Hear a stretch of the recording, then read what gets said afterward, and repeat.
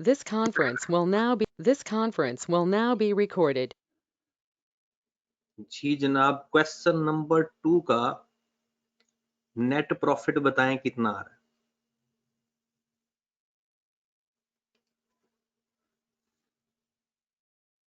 Net profit आ रहा है, net loss आ रहा है? सर जी नेट लॉस आ रहा है।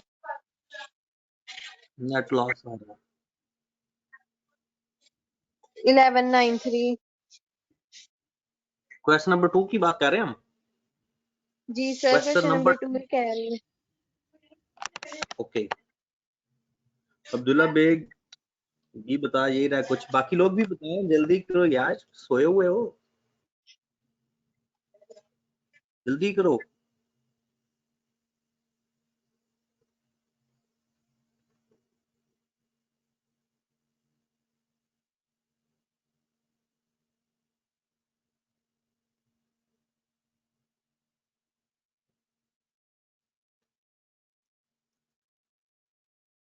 एक बंदे का अभी आंसर या लॉस आ रहा है, बाकी लोग आंसर ही नहीं दे रहे, इसका मतलब बाकी लोगों ने सवाल नहीं किया फिर, और ये सवाल किए बगैर तो आगे काम गुजारा ही नहीं होना हमारा। जल्दी से आंसर करें।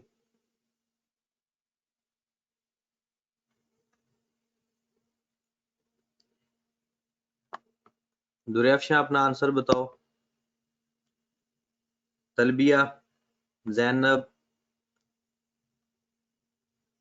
अवैस, हम्माद, जल्दी से मेरे भाई कमेंट बॉक्स में आंसर करो। सवैबा, आशिर खान, मोहम्मद अली, खदीजा, जल्दी से आंसर करें अपना अपना। अब्दुल्ला जाहिद कह रहा है उसका प्रॉफिट आ रहा है, आ सकता है यार, प्रॉफिट भी आ सकता है, ये तो हम आपस में बात कर रहे हैं ना अभी कि आंसर आ क्या रहा है आप लोगों का सबका।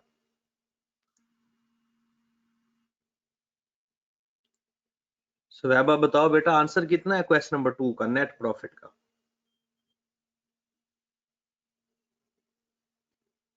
अच्छा, आपके सेकंड वाले का आंसर ठीक नहीं है सवैबा का। हाँ जी, हसीब भाई आप बताएं जरा आंसर।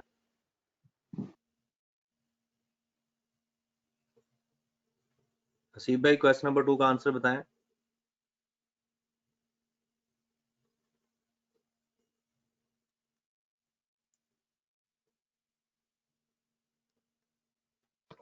मोहम्मद अली, अस्मा, ईशा, बेटा सब लोगों ने आंसर करना है। आप लोग लगता है काम नहीं कर रहे हो घर बैठ के ना, बस एयाशियां हो रही हैं। चले अब सवाल जरा देखते हैं, और इसमें सबसे पहली गलती जो ढेर सारे लोगों से हुई है वो जरा गौर फरमाए। सबसे पहली गलती, ठीक है, और जब काम दिया जाता है तो इसका मतलब है उस काम को करना भी होता है, वरना आप लोगों के पास टाइम बहुत कम है, आप लोगों की तो लाइफ थोड़ी सख्त होती है, स्पेशली एएफसी के जब आप एग्जाम देते हो, प्लस फिर अगली फौरन जो अटेम्प्ट होती है, आप लोगों के लिए ये दोनों चीजें बहुत सख्त होती हैं, तो उसके लिए आप लोगों को काम करना पड़ता है रेगुलर। और आपको तो मैंने 2 क्वेश्चन दिए थे, आप लोगों को चाहिए थे 5 क्वेश्चन करके आना, आपने वो 2 ही नहीं किए। मतलब जितना टीचर काम दिया जाता है देता है उससे ज्यादा काम करना पड़ता है आप वाली अटेम्प्ट।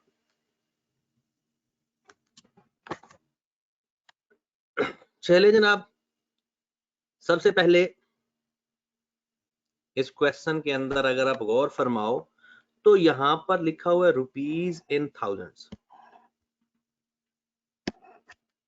सबसे पहली इंपॉर्टेंट बात, इसका मतलब ये है कि इस पूरे कॉलम के अंदर जितनी भी अमाउंट्स हैं वो सारी इन थाउजेंड में है, वो सारी अमाउंट्स इन थाउजेंड में है, लेकिन वो सिर्फ जो इस कॉलम में है।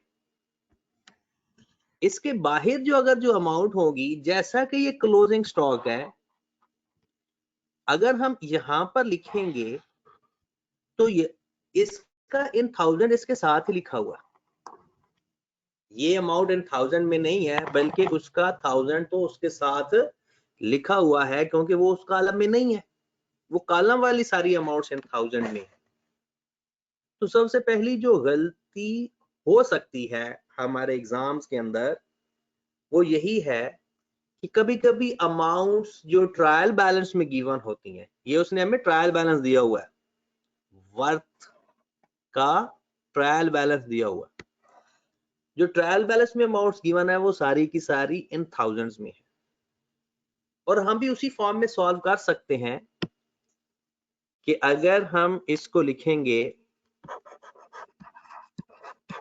Worth statement of comprehensive income, statement of comprehensive income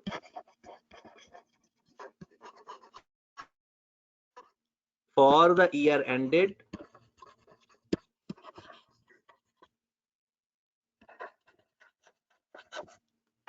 year and है हमारा जनाब 30th जून 2013, 30th जून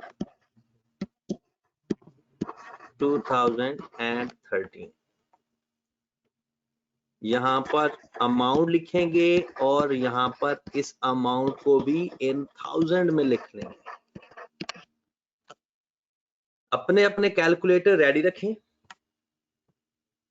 सबसे पहले हम लिखते हैं सेल्स, राइट। सेल्स हमारी है 28794। क्या सेल्स रिटर्न है इस क्वेश्चन के अंदर या नहीं? 28794 सेल्स रिटर्न नहीं है तो हम इसको फाइनल कॉलम के अंदर लिख लेंगे। चाहो अगर कोई वर्किंग ना हो तो आप डायरेक्ट उसको फाइनल कॉलम में लिख सकते हो बगैर फर्स्ट कॉलम में लिखने की, क्योंकि फर्स्ट कॉलम वाला होता है वर्किंग वाला कॉलम कि एक दो अमाउंट है तो प्लस या माइनस करके उधर लिखें। अगर अमाउंट ही एक हो तो आप डायरेक्ट फाइनल कॉलम में लिख सकते हैं। हम लेस करेंगे कॉस्ट ऑफ सेल्स।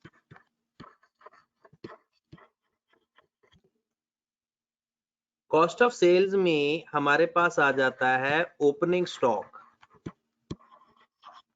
क्योंकि ये क्वेश्चन भी पहले साल की ट्रेडिंग का है। अगर आप ख्याल करो वो कहते हैं after is first year trading, जब पहले साल बिल्कुल फ्रेश ईयर का स्टेटमेंट बनाई जाए तो उसके अंदर ओपनिंग स्टॉक नहीं होता, क्योंकि पिछले साल तो बिजनेस ही नहीं था, तो ओपनिंग स्टॉक इसका है ही नहीं।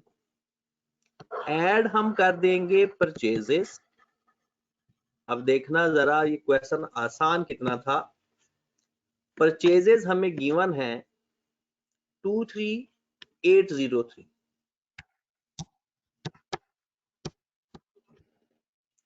फिर हम देखते हैं कि क्या क्वेश्चन के अंदर कैरेज इन वगैरह है, नहीं है, तो लेस कर देंगे क्लोजिंग स्टॉक। अब जरा यहां पर बहुत सारे लोगों ने गलती की होगी,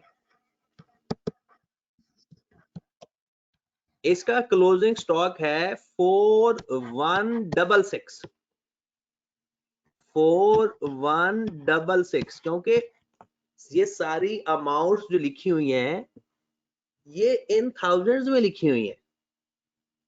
ये सारी अमाउंट्स जो लिखी हुई हैं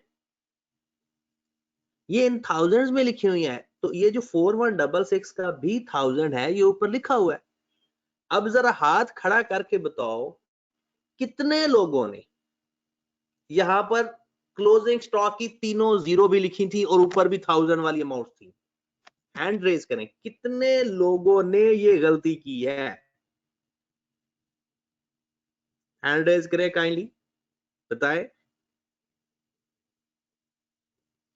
क्लोजिंग स्टॉक में 4166 की बजाय 4166 लिखा है।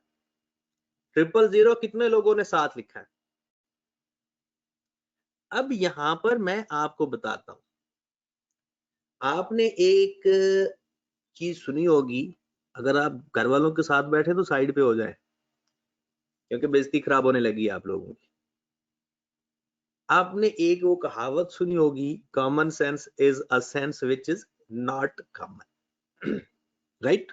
अब जरा गौर फरमाएं, क्लोजिंग स्टॉक हमेशा कहां से बचता है? परचेजेस में से। मतलब जो चीज आप खरीदते हो उसमें से कुछ चीजें बिक जाती हैं, बाकी हम कह देते हैं क्लोजिंग स्टॉक, जो नहीं बिकता। अब जरा गौर फरमाएं, ये मैं अभी फिर अरेज भी कर दूंगा। आपने परचेजेस में लिखा हुआ होगा 23,803 और अपना क्लोजिंग स्टॉक लिखा होगा 4166,000। तो क्या इतनी चीजें खरीदने के बाद आपका इतना उसमें से क्लोजिंग स्टॉक बच सकता है? भाई चीजें सेल भी हो गई इसमें से और आपने बचा भी ली। क्या ऐसा पॉसिबल था? अगर बंदा वैसे ही नॉर्मली सवाल कर रहा है कि मैंने इतनी चीजें खरीदी हैं, उसमें से कुछ बिक गई, क्योंकि सेल्स लिखा हुआ है तो इसका मतलब बिकी भी है, फिर उसमें से हमने इतना क्लोजिंग स्टॉक ही बचा लिया। ये तो वो बंदा है। अब मैं उस बंदे का नाम बताने लगा हूं। हमारे मुल्क के अंदर आजकल ये लोग हैं जिन्हें कहते हैं मिल्कमैन, दूधी, जो दूध देते हैं। सॉरी, अगर आप में से किसी की फैमिली बिजनेस ये है तो माजरत, पहले ही मैं कर रहा हूं। ये मिल्कमैन क्या करते हैं कि सपोज दैट 40 किलो दूध लेते हैं, इसमें से 80 किलो बेच भी लेते हैं, ये इतना वो खरीदते हैं, और 80 किलो बेच भी लेते हैं और 5 किलो घर भी ले जाते हैं। यहां पर पॉसिबिलिटी है,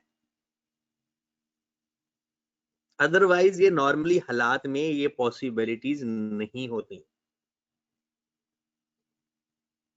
ठीक है, चले जी, ऐसे ही थोड़ा सा मजाक किया था।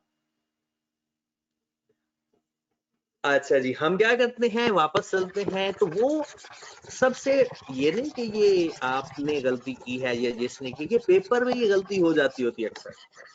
वो क्योंकि ट्रायल बैलेंस वो 1000 में दे देता है और नीचे जो इंफॉर्मेशन देता है एडिशनल इंफॉर्मेशन वो थाउजेंड्स के बगैर देते हैं। तो हमें ये देखना पड़ता है कि जब वहां पर हम लिखेंगे, क्योंकि कॉलम के ऊपर हमने 000 लिख दी, तो उसकी 000 बगैर 000 के लिखेंगे। चले जी, मुझे कॉस्ट ऑफ सेल बता दें। 23,803 में से माइनस करें 4,166। जी जनाब, 19,637 1967।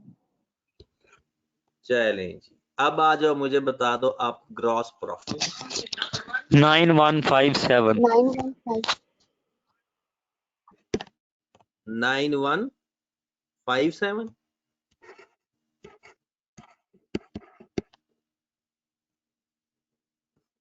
9157। ओके होगी बात जनाब? यही है या कुछ और है? सर यही है, यही है सर। 9157। उसके बाद हम चलते हैं अपनी अदर इनकम या अदर एक्सपेंस। कल वाला क्वेश्चन हमारा थोड़ा टेक्निकल था, आज वाला तो बहुत ही साफ सुथरा सा सवाल है। इसमें अंदर उसने डेबिट और क्रेडिट कॉलम बनाकर हमें दिया हुआ है और ये है ट्रायल बैलेंस। अगर हम अदर इनकम ढूंढेंगे तो क्रेडिट साइड को देखेंगे, डेबिट साइड देखने की जरूरत नहीं है, क्योंकि अदर इनकम होती ही क्रेडिट साइड पर है। क्रेडिट साइड पे टोटल 3 चीजें हैं, एक सेल है, एक हमारी लायबिलिटी है और एक कैपिटल है। इसका मतलब है अदर इनकम इसके अलावा कोई है ही नहीं। सेल तो हम पहले ही लिख चुके हैं, सेल तो हम पहले ही लिख चुके हैं, और पेबल्स लायबिलिटी के अंदर लिख दिया, और कैपिटल। ठीक है जनाब, चलेंगे आगे चलते हैं। तो लेस अदर एक्सपेंसेस कर देते हैं डायरेक्ट, लेस अदर एक्सपेंसेस। जी other expenses list wise rent है 854,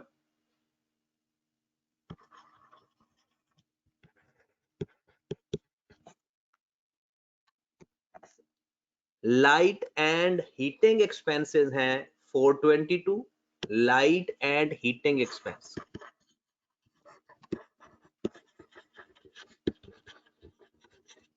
$422, सैलरीज एंड वेजेस 3164,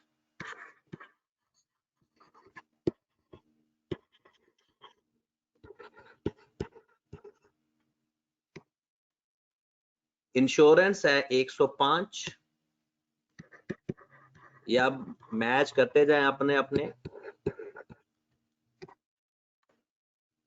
रेंट हो गया, हीट एंड लाइट हो गया, सैलरीज हो गया, इंश्योरेंस हो गया, लैंड एंड बिल्डिंग ये हमारा नॉन करंट एसेट होता है, फिक्सचर एंड फिटिंग भी नॉन करंट एसेट है, receivable current asset, sundry expenses हमारा एक्सपेंस आ गया, फिर उसके बाद मोटर रनिंग एक्सपेंस। तो सन्ड्री एक्सपेंसेस हमारे पास आ गया 506,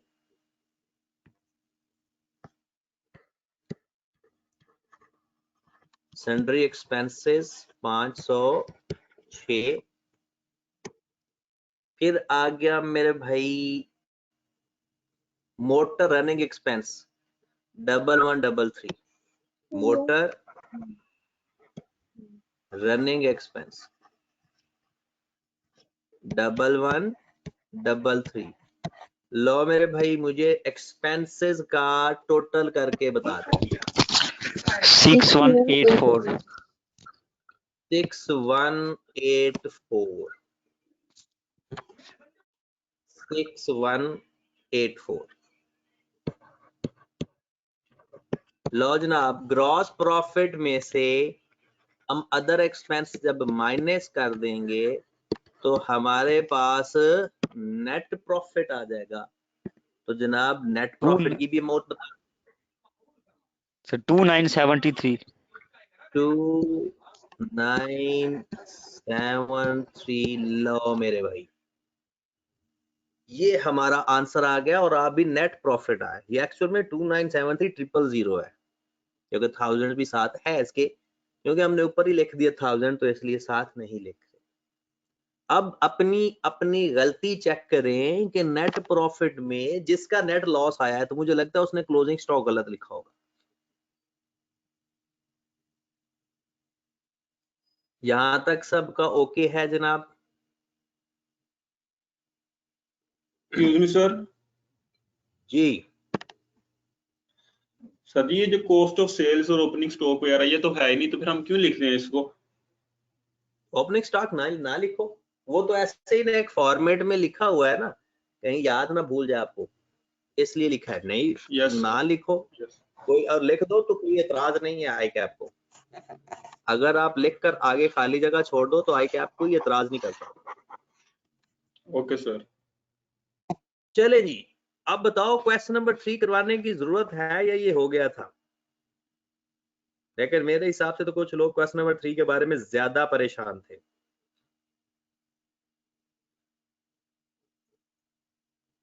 जी क्वेश्चन नंबर 3 आपका हो गया था या करवाना है? सर हो जाएगा, हो जाएगा। करवा दें सर, नहीं हो रहा सर, वो हमसे करवा दें प्लीज। करवा देता हूँ सुमान भाई, करवा देता हूं। कुछ लोगों का ये क्वेश्चन हो गया था और कुछ लोगों का नहीं। क्वेश्चन हमने करना भी मेन आज क्वेश्चन 3 और 4 हैं, 2 क्वेश्चन करने, क्योंकि 4 में एक नई एक्स्ट्रा चीज है इसलिए। और क्वेश्चन नंबर 3 तो मैंने करवाना ही है क्योंकि कुछ लोगों का नहीं हुआ, कुछ लोगों ने रियल एफर्ट की है उन लोगों का नहीं हुआ, इसलिए उनको तो लाजमी करवाना है जो एफर्ट कर रहे हैं, जो माशाल्लाह बहुत ही शहजादी नेचर के लोग हैं मेरे जैसे, कि चलो जनाब आखिर में एक ही महीना पढ़ लेंगे, खड़का देंगे सारा कुछ। तो ये AFC नहीं है मेरे भाई, पहले ही सुन लो। खड़काने के लिए ना पहले खुद खड़कना पड़ता है, तो वो अभी से खड़कोगे, अभी से मेहनत करोगे तो ही एंड पे हमें रिवार्ड मिलेगा।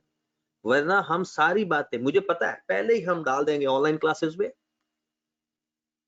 फिर मुझे अब अक्सर लोग क्लास ही नहीं लेते, बाद में कहते होते हैं सर जी लेक्चर सेंड कर दें, लेक्चर सेंड कर दें। अब मैं भी ऐसा ऐसा लेक्चर सेंड करने वाली आदत कम करने लगा हूं, फिर जो काम देते हैं वो करते नहीं। यकीन जाने 2 सवाल दिए थे, 50% लोगों ने किए ही नहीं, बल्कि मोर देन 50%। आपको पता आई कैप का रिजल्ट भी यही है, आई कैप का रिजल्ट 30-40% में आता है इसका, कैफ का। और सारी पूरे पाकिस्तान में तमाम टीचर से इन्वेस्टिगेट करके देख लें कि आपकी क्लास में कितने लोग रेगुलर काम करते हैं कंसिस्टेंट बेस पे, तो वो होंगे 20 से 30%। और आई कैप का रिजल्ट आता है 30 से 40%। इसका मतलब है आई कैप का रिजल्ट थोड़ा बेहतर है, काम करने वाले रेशो थोड़ी कम है, आई कैप का रिजल्ट बेहतर है। तो मेरे भाई शर्मिंदा होने की जरूरत नहीं है, या थोड़ा गुस्सा होने की भी जरूरत नहीं है, क्योंकि आजकल नसीहत हमारे जो नौजवानों को थोड़ी बुरी लग रही है। तो गुस्सा होने की भी जरूरत नहीं है, शर्मिंदा होने की भी जरूरत नहीं है, काम करने की जरूरत है। तो काम करेंगे तो इंशाल्लाह कामयाबी मिलेगी। जो काम नहीं होगा तो वो कामयाबी कैसे मिलेगी? आज की मुश्किल कल की आसानी, ये कुरान पाक में लिखा हुआ है। आज की मुश्किल कल की आसानी, तो आज थोड़ी सी मुश्किल भी नहीं है, टाइम कहीं ना कहीं तो लगाना है ना, तो पढ़ाई पे ही लगा लेते हैं, बाद में तो जल्दी फ्री हो जाएंगे। बिस्मिल्लाह करते हैं। चले जनाब, बिजनेसमैन का नाम क्या है यूजिंग द ब्लैक? लो जी, काले को उन्होंने थोड़ा सोफिस्टिकेटेड नाम दे दिया, मैं तो काला ही नाम देता होता हूँ, उसने ब्लैक कह दिया। Statement of comprehensive,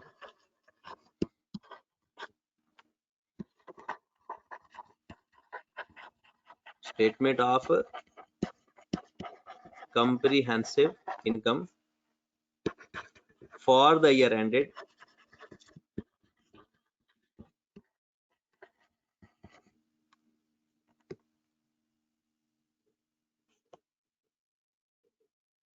December 31, 2013.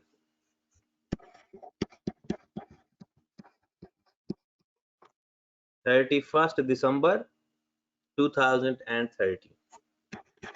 लो मेरे भाई, कॉलम बना लेते हैं। सबसे पहले तो सेल्स से ही शुरू करेंगे। सेल्स है हमारी 135650 और साथ सेल्स रिटर्न भी गिवन है इस क्वेश्चन के अंदर। 13650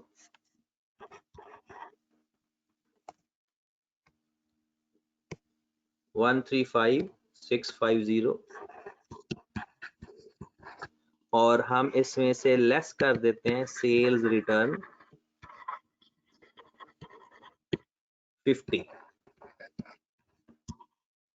और यहां पर हम नेट करके लिख देते हैं 135,600। Sales less sales return, sales minus sales return. उसके बाद नेक्स्ट वही लेस कॉस्ट ऑफ सेल्स।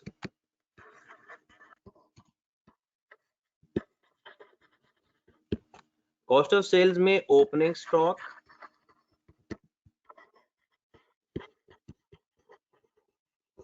जी ढूंढ के आते हैं ओपनिंग स्टॉक। तो ये देखें जनाब, लिखा हुआ है इन्वेंट्री 1 जनवरी 2013 की, ये हमारा ओपनिंग स्टॉक है। इन्वेंट्री 1 जनवरी 2013 की, हमारा ईयर एंड है 31 दिसंबर 2013, 31 दिसंबर 2013, राइट। और हमारी ये इन्वेंट्री है जनवरी 1 2013 की, तो इसका मतलब है ये हमारा ओपनिंग स्टॉक है। और ओपनिंग स्टॉक कितना गिवन है? 7500। ओपनिंग स्टॉक कितना गिवन है? 7500। हम इसमें ऐड करते हैं परचेजेस। तारीख गवाह है, जिस बंदे ने इस फॉर्मेट को अच्छी तरह अंडरस्टैंड किया है उसके लिए कोई मुश्किल नहीं है, वरना वो बंदा परेशान ही होता रहता है। लो जनाब, परचेजेस आपको स्टार्ट में गिवन है 54261, 54261 लेस हम इसमें कर देते हैं परचेजेस रिटर्न।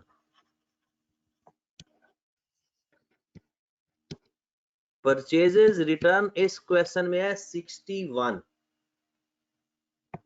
परचेजेस रिटर्न इस क्वेश्चन के अंदर है 61।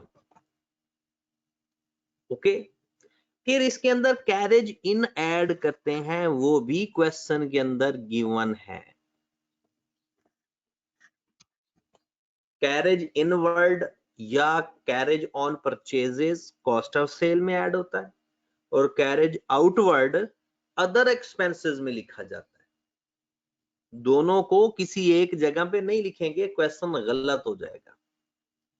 तो 100 हमारा कैरेज है, तो वो ऐड कर देंगे कैरेज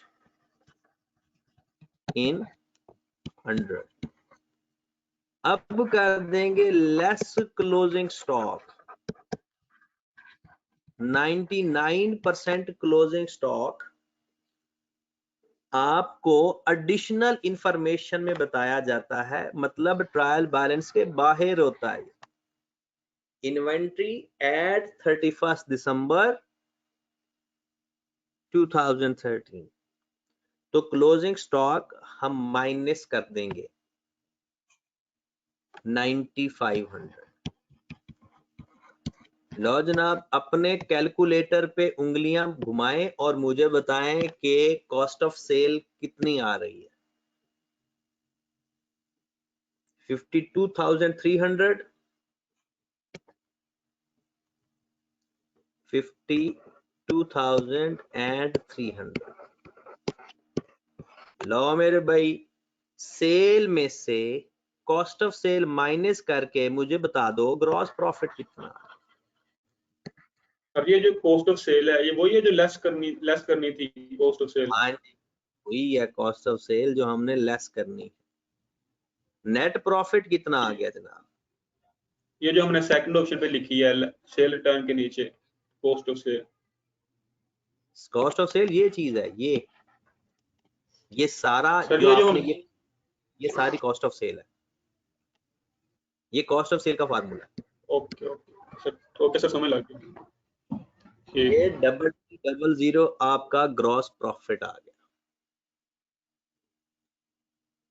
83300 आपका ग्रॉस प्रॉफिट आ गया। डन होगी बात।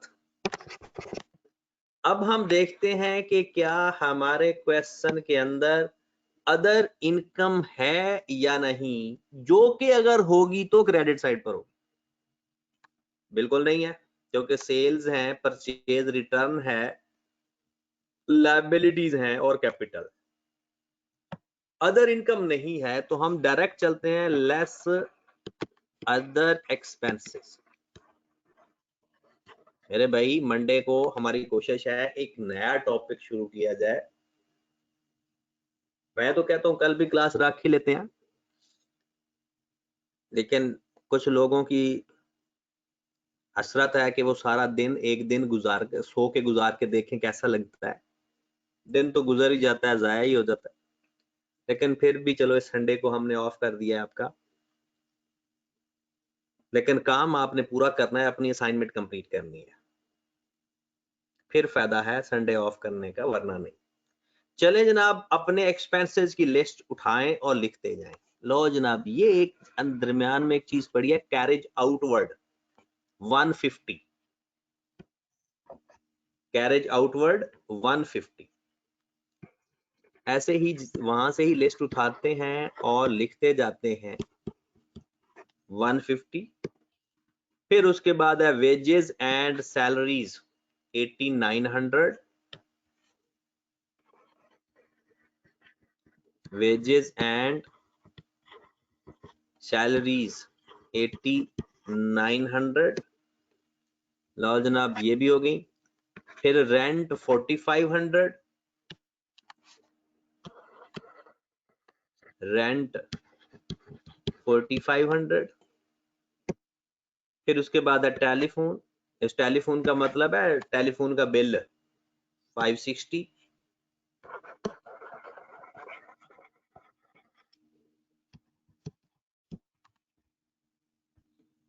सारे एक्सपेंसेस की लिस्ट लिख देते हैं।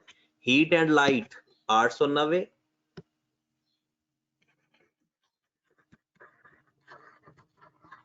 Heat and light 890। Motor running expense 1250, motor expense 1250। Bank interest 534,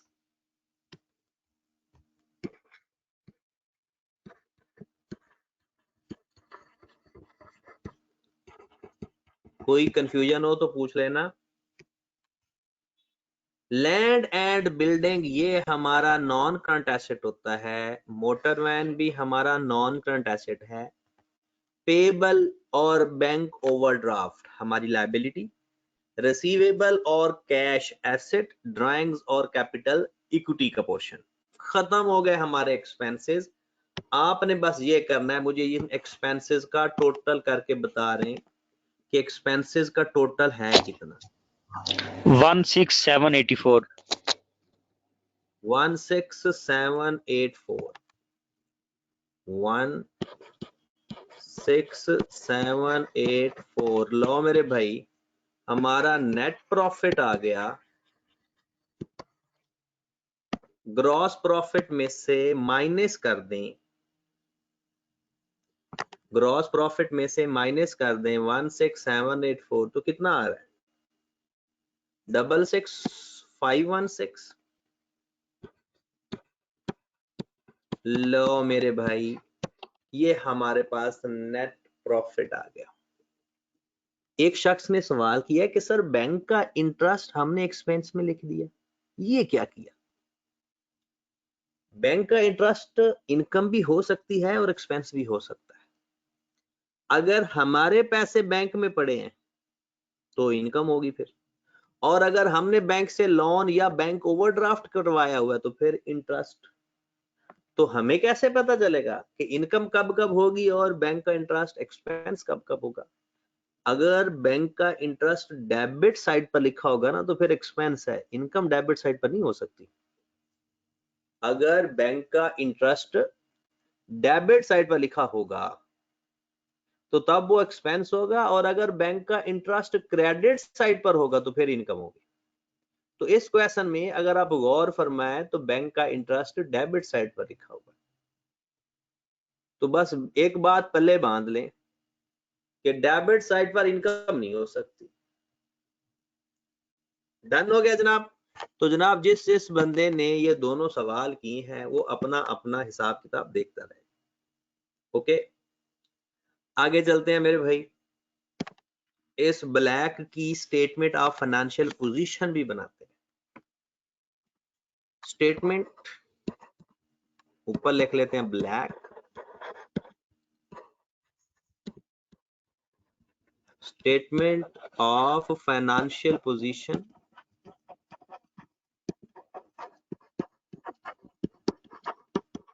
as at 31st December 2030। वही सबसे पहले हम लिखेंगे नॉन करंट एसेट्स। इस क्वेश्चन में 3 नॉन करंट एसेट्स हैं। एक लैंड एंड बिल्डिंग, 2 है मेरे ख्याल में मोटर वैन, 2 ही है या कोई और भी है?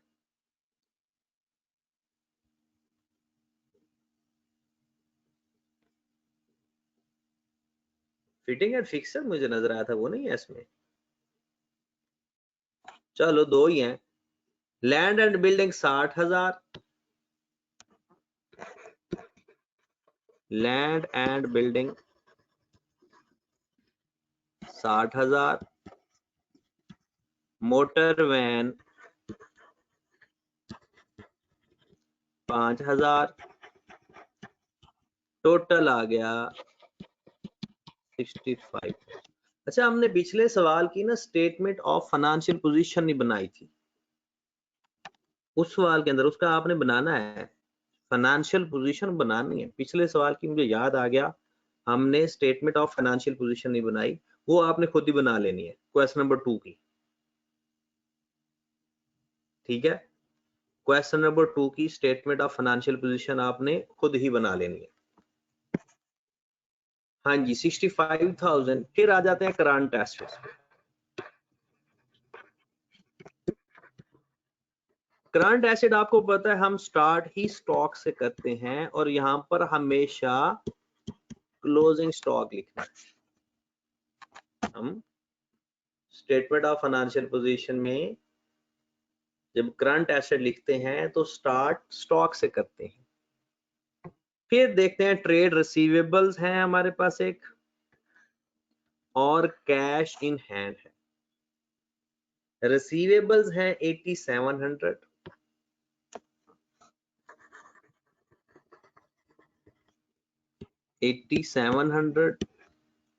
और कैश इन हैंड है 150। तो बताएं इसके अलावा कोई करंट एसेट है हमारा? नहीं, इसके अलावा हमारा कोई करंट एसेट नहीं है। तो मुझे करंट एसेट का टोटल करके बता दें कितना आ रहा है। करंट एसेट का टोटल 18,350। एक सवाल आया है कि सर ओपनिंग स्टॉक तो बेटा इस साल सेल हो गया होगा। एसेट में हमारा वो पड़ा होगा ना जो हमारे पास मौजूद है। तो स्टॉक जितना हमारे पास मौजूद होगा वही क्लोजिंग स्टॉक होगा, और उसी को ही हम अपने एसेट्स में लिखते हैं, कभी ओपनिंग स्टॉक नहीं लिखते। टोटल एसेट्स टोटल करके बता दें। 83350 83350 लो जनाब, ये आ गया टोटल एसेट्स की लिस्ट। फिर हम चलते हैं equity and liability. Equity and liabilities. तो इक्विटी से स्टार्ट करते हैं। इक्विटी में सबसे पहले कैपिटल आता है। कैपिटल हमारा है जनाब 19434। हम इसमें कर देते हैं add net profit. Net profit हमने फाइंड किया था जनाब 66516। 66516।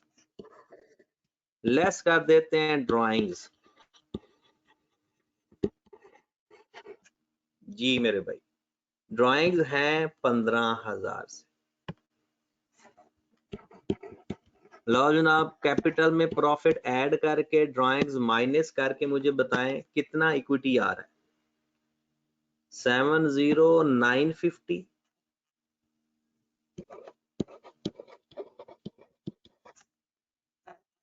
उसके बाद नॉन करंट लायबिलिटीज तो इसके अंदर नहीं है, करंट लायबिलिटीज है। करंट लायबिलिटीज में भी पेएबल नजर आ रहा है और बैंक ओवरड्राफ्ट नजर आ रहा है। पेएबल नजर आ रहा है और बैंक ओवरड्राफ्ट नजर आ रहा है। 5900 और 6500, 5900 और 6500। तो बताएं जनाब, इन दोनों को प्लस करके 004 12,400। चले जनाब, total equity and liabilities. Total equity and liabilities add करके बताएं जनाब। 83350। लो जनाब, आ गया बराबर आपका। हमेशा टोटल एसेट्स बराबर होना चाहिए टोटल इक्विटी एंड लायबिलिटी के। टोटल एसेट्स बराबर होना चाहिए टोटल इक्विटी एंड लायबिलिटीज के। अच्छा मुझे बताएं, कौन कौन चाहता है कि कल क्लास हो?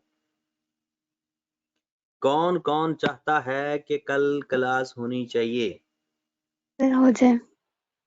रख लें सर जी, रख लें। हमने कौन सा कॉलेज जाना है, घर बैठे लेनी है। सर जी रहने रख दें, लें बड़ा सर। काम पड़ा करने वाला। सर रख लें। तो साथ करो ना काम। निकालना क्लास में प्लीज। भी करना है फिर इसमें काम रहता है। असाइनमेंट हाँ, पेंडिंग है। असाइनमेंट करनी है, पूरी रह गई, एक हफ्ते रह गए बस। सर जी हम चले। इतने लायक नहीं है ना। ओ बस कल क्लास नहीं है, रोने लग जाते हो सारी चीज वो। चले, अब आ जाओ। एक दो नई चीजें सिर्फ मैं बताने लगा हूं, ये क्वेश्चन करवाने नहीं लगा, करना आपने खुद है। तो आप लोगों ने क्वेश्चन नंबर 4 और 5 करना है। नेक्स्ट जो आपका काम है क्वेश्चन नंबर 4 और 5, ठीक है? इससे आगे नहीं, बस 4 और 5 करना और बाकी अपनी असाइनमेंट पूरी करनी है। अब मैं जो चीजें हैं वो बताने लगा हूं। होता ये है, जब कोई आप एसेट खरीदते हो ना, नॉन करंट एसेट, कभी कभी उसकी वैल्यू कम होती जाती है। जैसे आपने एसेट खरीदा फर्नीचर 1 लाख का, 2 साल बाद उसकी वैल्यू कम हो जाती है। हर साल थोड़ी थोड़ी कम होती रहती है।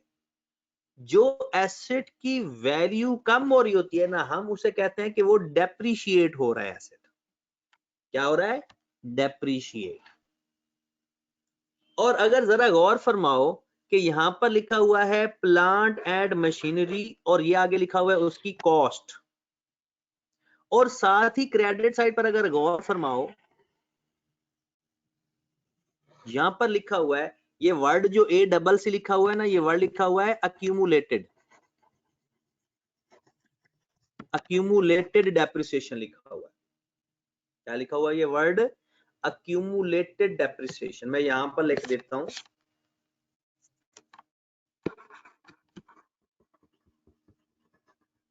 अक्यूमुलेटेड डेप्रिसिएशन, या इसको कहते हैं प्रोविजन फॉर डेप्रिसिएशन। एक ही बात होगी।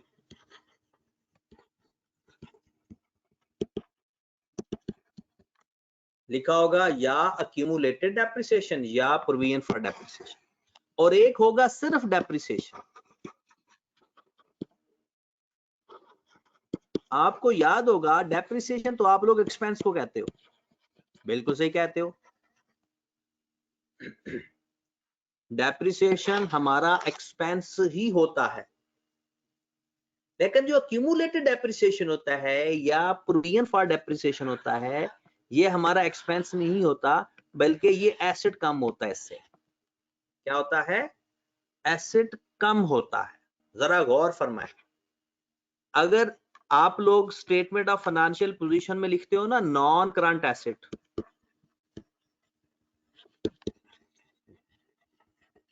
मैं सिर्फ वही चीज बता रहा हूं। अब आपका plant and machinery non current asset है 1,25,000 और उस प्लांट की अक्यूमुलेटेड डेप्रिसिएशन है 28,000। तो जब आप यहां पर लिखोगे ना प्लांट एंड मशीनरी, तो आप लिखोगे 1,25,000 में से 28,000 माइनस करके लिखोगे, तो वो आप अपने सब कॉलम में 97,000 लिखोगे। अगर कभी किसी क्वेश्चन के अंदर किसी एसेट की अक्यूमुलेटेड डेप्रिसिएशन बताई हो तो वो उसकी कॉस्ट में से माइनस करके लिखते हैं और उसको किसी जगह नहीं लिखते। वो डेप्रिसिएशन नहीं होता, वो एसेट की टोटल वैल्यू जो कम हो रही होती है वो होती है। और आगे देखें जरा, लिखा हुआ है ऑफिस इक्विपमेंट 45,000 और उसकी अक्यूमुलेटेड डेप्रिसिएशन 15,000। तो जब हम लिखेंगे ऑफिस इक्विपमेंट यहां पे अपनी स्टेटमेंट ऑफ फाइनेंशियल पोजीशन के अंदर, तो लिखेंगे 45,000 माइनस 15,000। कुछ इस तरह से लिखेंगे। अगर क्वेश्चन के अंदर आपको अक्यूमुलेटेड डेप्रिसिएशन बताई हो तो उसको अपने रेलिवेंट एसेट में से माइनस करके लिखते हैं। हर एसेट की अपनी अक्यूमुलेटेड डेप्रिसिएशन होती है और अगर डेप्रिसिएशन नहीं होगी तो नहीं लिखेंगे। फिर उसके बाद आपको एक और चीज यहां पर नजर आएगी, पेटी कैश। ये पेटी कैश भी हमारा करंट एसेट ही होता है। इसके बारे में हम बात करेंगे कैश बुक के अंदर जाके डिटेल में, आगे हमारा टॉपिक है। फिलहाल इस पेटी कैश को आपने करंट एसेट की लिस्ट में लिखना, बस। इसके अलावा और कोई चीज ऐसी नहीं है जो आपने पहली दफा पढ़नी हो, बाकी सारी चीजें आपको पता है। क्वेश्चन नंबर 5 में भी आ जाएं कि कोई ऐसी चीज ना हो जो आपको प्रॉब्लम क्रिएट करे।